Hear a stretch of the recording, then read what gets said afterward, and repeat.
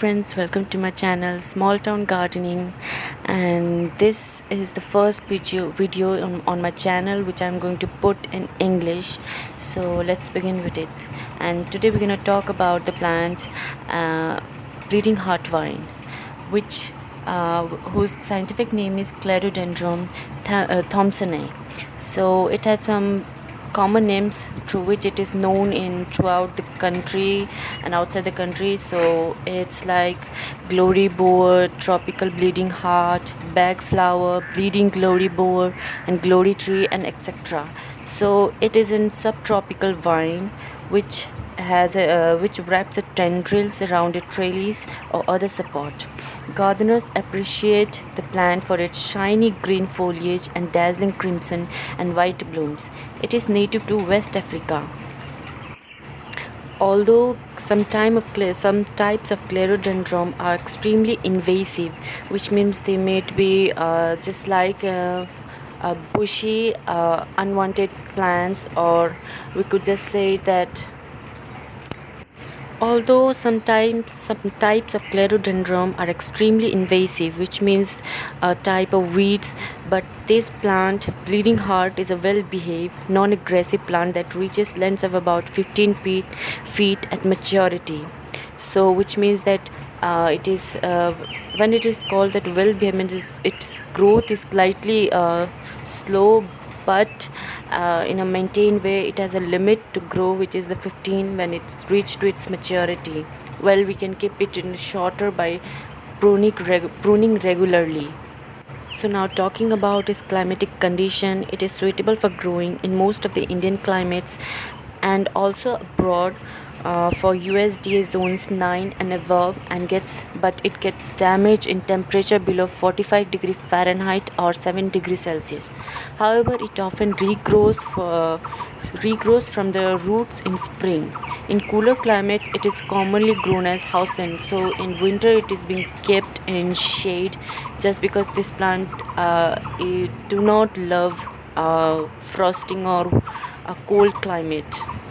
This plant is particularly sun-loving plant, but it also grows best in partial shade, and it may also tolerate full sunlight with plenty of moisture. When we need to put it into a full sunlight, when you keep this plant in full sunlight, then we need to keep this plant with moisture, full of moisture. The plant prefers rich, fertile, and well-drained soil. Well-drained, it means that whenever we need, it is obvious that when we put a plant, when we plant a flowering plant or any plant in a pot, then it needs to be well-drained because it could cause rotting of the roots.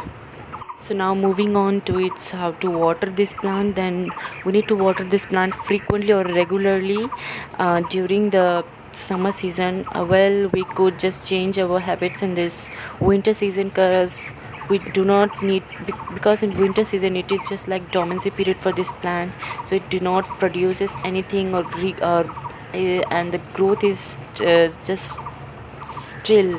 This plant requires the consistent moisture, which I told earlier, but not soggy, like not just too much watery inside. Otherwise, this would cause, as I told, rotting of roots. This plant, now talking about the fertilization process, this plant needs also a frequent fertilization. In like 2 months gap, we could just fertilize it once, because as I have told earlier, this plant requires a rich and fertile and well-drained soil. So if it is called rich, then it means it will only flower and grow better in the fertile soil. So we need to fertilize it in the gap of 2 months. Now this is the best thing in this plant, that this plant is a pest resistant, which means it does not get attacked directly by the pest or aphids, anything. And this is the good thing about this plant. For this plant, I will suggest for the beginners, because they need this plant, so they could just they could just build up the confidence that the plant which they're planting will not die, and this plant is thus best for them, and it would not be attacked by any such pests. So it's good for the beginners and also for us, because it does not requires any such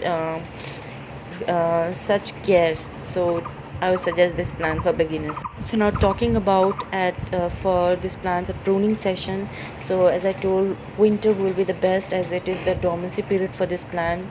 At the time no growth takes place in this plant, so pruning in winters is the best time for this plant. Although we could prune it in any time with, but winter is the best. Now last but not the least, the how can we propagate this plant? So the best and the easiest way to propagate this plant is by cutting.